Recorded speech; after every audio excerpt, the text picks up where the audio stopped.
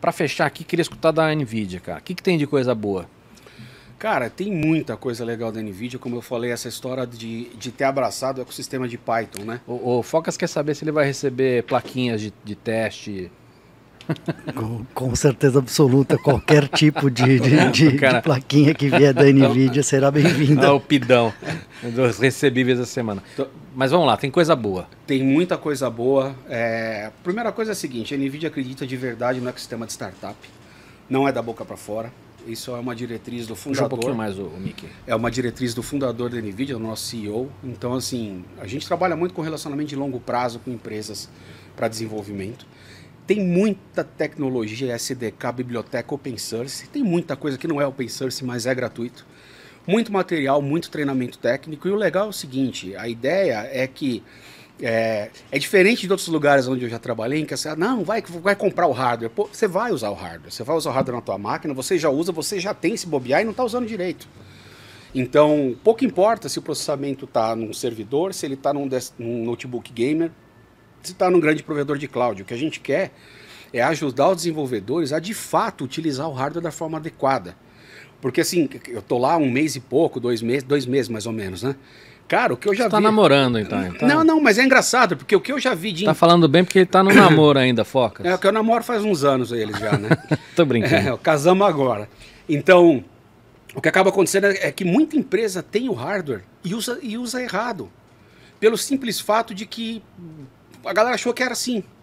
Agora, eles estão no melhor momento da vida, né, cara? Porque você tem 3 indústrias aí que estão convergindo e onde eles estão nadando de braçada, né? Que é cripto, game e inteligência artificial. Inteligência artificial eu acho que é o grande ponto. E muito das tecnologias que a NVIDIA desenvolve hoje vai permitir um avanço para a humanidade em geral gigantesco. Eu estava vendo um artigo esses dias comentando sobre a utilização de inteligência artificial, por exemplo, na indústria de farmacológica, de fármacos, né? Uhum. Grande parte do que é feito lá hoje é através de simulação. Não é só isso, cara. Assim, se a gente começar a falar aqui, não para mais. Os caras estão fazendo agora de quebrar de proteína e puta, é um negócio... Então, mas tem uma coisa interessante. Grande parte dessas pesquisas são pesquisas baseadas em simulação. Nunca foi possível aplicar inteligência artificial nessas pesquisas, porque para você aplicar inteligência artificial, você precisa ter um dataset, um conjunto de dados reais muito grande, para você ensinar um computador a resolver aquele problema. Como a capacidade de geração de dados para essas áreas é muito restrita, você nunca conseguiu usar a inteligência artificial. Aí a gente avança o filme e passa para a história do gêmeo digital.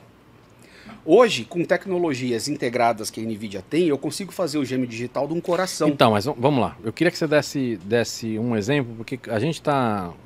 A história do Digital Twin tá muito na modinha, e aí a desgraça do metaverso desvirtuou também mais isso, entendeu? Você começa a escutar a gente falar, a gente vai ter Digital Twin de cidade. Tá? Pô, amigo, calma, né?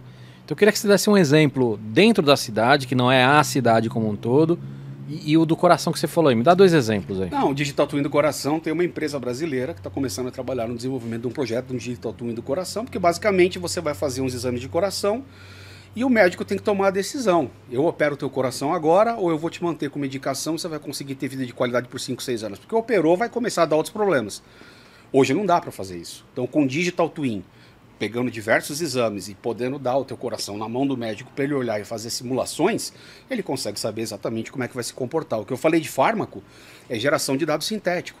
Eu consigo simular processos físicos e químicos hoje e não só simular se funciona, mas também... Físico e químico com fluido, microfluido, Exato, com toda essa brincadeira. Com toda essa brincadeira, e eu consigo capturar os dados disso para gerar uma base de dados que vai permitir a aplicação de inteligência artificial.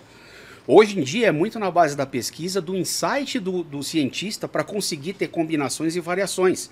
Uma inteligência artificial poderia fazer isso de forma muito mais rápida e a gente começar a ter uma profusão de flexibilização para a criação de remédio. Pode ser que tenha um remédio para o coração do Cava, não é o mesmo para mim. O meu remédio da pressão e o teu. Então, não, isso tá super avançado. Quando a gente começar a usar a inteligência artificial para isso, né? Falando de cidade, o exemplo mais legal que eu vi de Digital Twin foi um projeto que foi feito com a Ericsson, que precisava projetar uma rede 5G para uma cidade, para fazer o grande lançamento, uma grande rede 5G.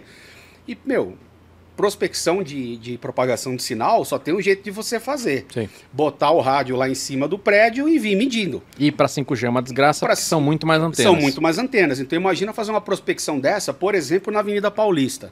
Autorização dos prédios, etc e tal. A Ericsson fez um Digital Twin da cidade, dentro propagação de eletromagnetismo. De eletromagnetismo. Pô, isso é genial, porque aí o cara consegue negociar com o prédio.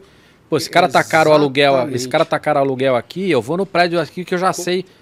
Isso aqui vai me tomar mais 2 antenas, mas o aluguel, não sei o que. Puta, é genial isso. E isso usando as bibliotecas de física, de partícula, etc, para medir a propagação do rádio e vendo coisas como, putz, aqui não dá para colocar porque tem um prédio ali que tá refletindo. Essa antena aqui vai interferir naquela outra e conseguiu fazer projeto. A BMW tem usado para fazer fábricas antes de começar a construção, então verificar se tudo na fábrica está funcionando, principalmente em linhas de montagem, em que você tem interação de robótica com o ser humano, que daí a segurança é fundamental. Sim. E o mais legal, para treinar robô dentro de fábrica virtual. Isso vocês estão usando bastante. Imagina, parar uma linha de montagem para testar um robozinho andando lá dentro, né? Outra área interessante de Digital Twins na indústria é para a construção de equipamentos de risco.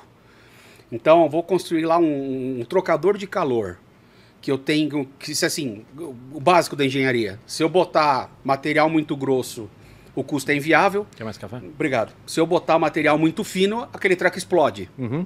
Né? Fazer teste de equipamento, por exemplo, destrutivo. Quantos testes destrutivos eu posso fazer de uma caldeira antes de botá-la numa linha de montagem? Qual que é uma empresa?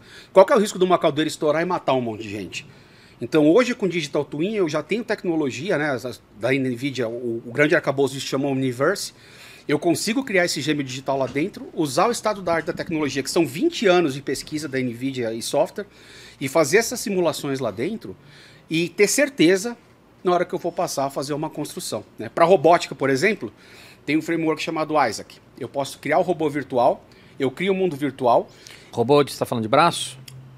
Qualquer coisa robótica. Tá? Imagina que a gente vai fazer um carrinho que vai transportar pallet. Tá?